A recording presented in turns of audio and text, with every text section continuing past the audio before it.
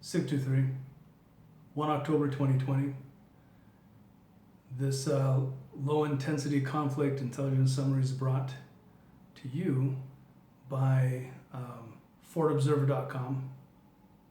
Just so everybody knows, FortObserver.com is one of the publications that I've subscribed to get information. I collate information and I give what I think are pertinent things, or things, quite frankly, that I pick and choose to give out. So the following, up until a point, is from FortObserver.com. Continued indications of sustained post-election disruption. In chat rooms and on social media, anti-fascist and social justice activists continue to press the need for supplies and a strategy to sustain post-election disruption. Recent efforts by a popular far-left YouTuber included networking like-minded individuals by state via social media. The YouTuber encouraged leftists to link up and coordinate local protest activities. BLM groups focus on developing ComSec. According to Fox Company reporting, Black Lives Matter activists discussed concerns over communication security, or ComSec. Activists recommended the use of iMessage, Telegram secret chats, WhatsApp, and FaceTime, as these smartphone applications are not immediately available to law enforcement.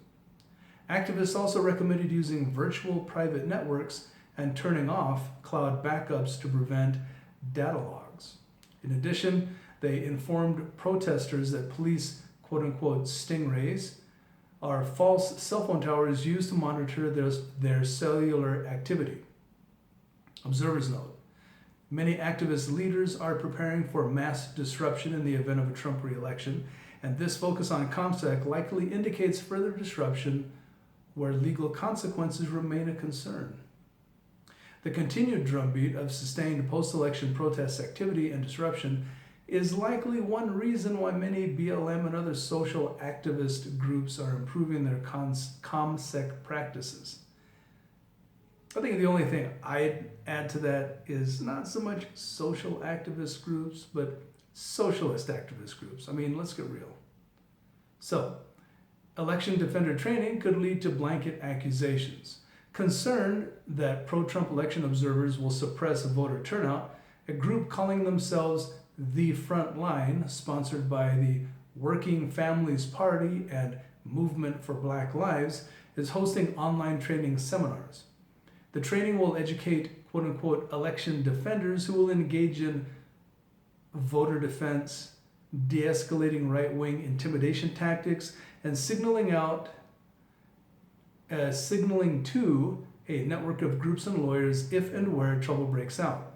Observers note, one potential risk is that accusations of voter disenfranchisement will be used to drown out a Trump electoral victory in an attempt to delegitimize election outcomes.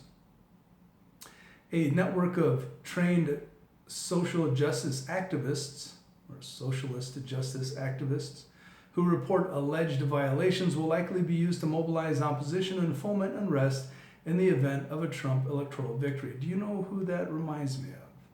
The new Black Panther Party in elections past that went to polling places and stood there, and they engaged in voter intimidation. So I expect to see pushback. Yeah, pushback. 3 October likely will be another violent night in Seattle. An End the Police rally is scheduled for 3 October in Cal Anderson Park.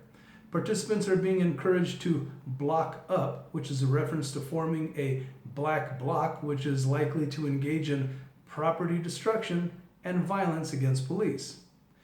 Observers note, there is a significant likelihood for this event to be violent as activists seek to trigger police overreactions that will support the defunding narrative.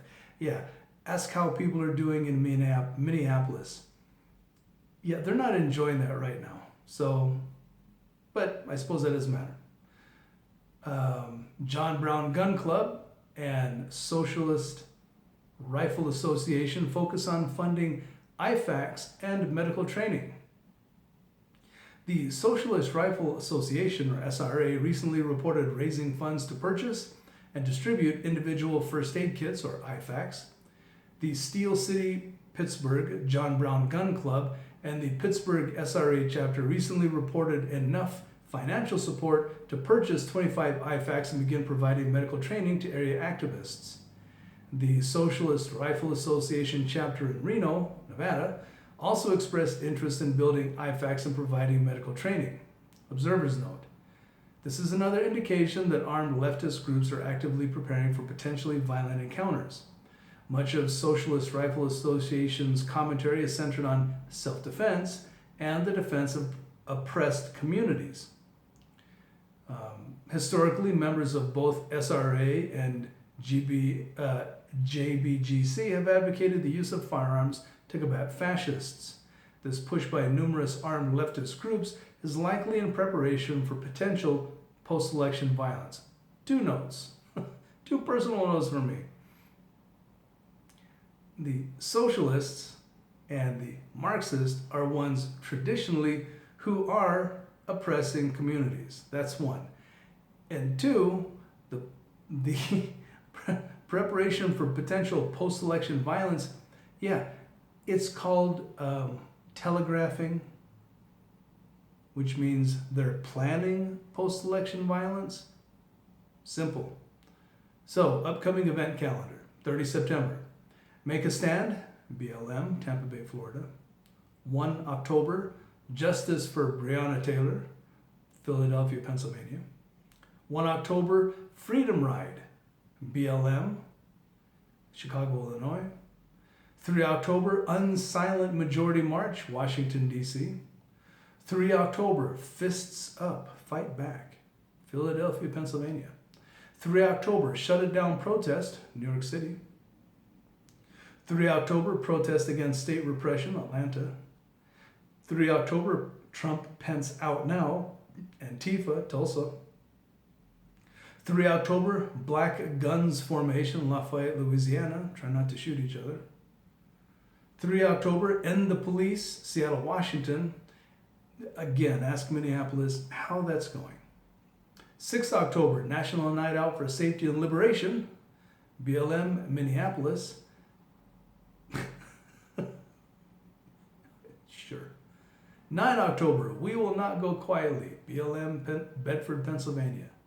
31 October, The Modern Revolution, Insurgents USA, Salt Lake City, Utah. That's it for Fort Observer. Again, I highly encourage you to get a subscription of your own to Fort Observer. There's more than just what I present here. This is just what I've chosen to present, but they actually cover politics, the economy, other things besides just this. So, from the Gateway Pundit, I'm going to be reading now a series of just headlines. From the Gateway Pundit, Black chairman of the Proud Boys speak out after liars Joe Biden and Chris Wallace call them white supremacists. White supremacists. Also from Gateway Pundit, leftist former CEO of Twitter, Dick Costolo, wants to watch his political opponents get lined up against the wall and shot in the revolution, in quotations, revolution. He said he'd even, broadcast it on Twitter. Yeah. Finally, from the Gateway Pundit, indications the government may have, this one I'm hoping, I'm really hopeful. Indications the government may actually have all the data on all the phones wiped by Weissman's special counsel gang. One can hope. From the Federalist, CIA Director Gina Haspel is blocking declassification of remaining Russiagate documents. No collusion there, none whatsoever. From the National Pulse, Trump administration orders Qatari-backed Al Jazeera to register as a foreign agent. That's fairly significant. Finally, from the Daily Fodder, the United States has repatriated 27 Americans from Syria and Iraq, including 10 charged with terrorism-related offenses for their support to ISIS.